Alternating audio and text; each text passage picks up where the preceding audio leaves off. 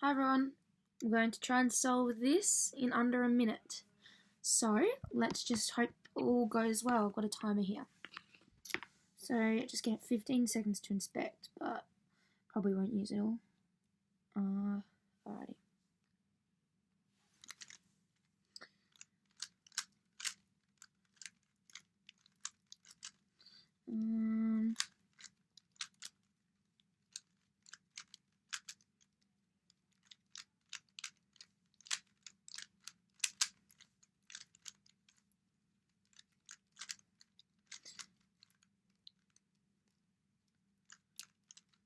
Something makes me doubt I'm going to do it this time.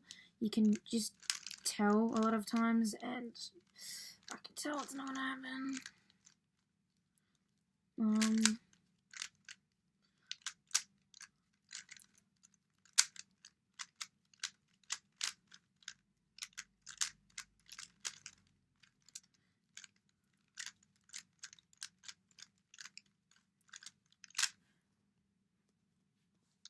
Okay, so there's a solved cube.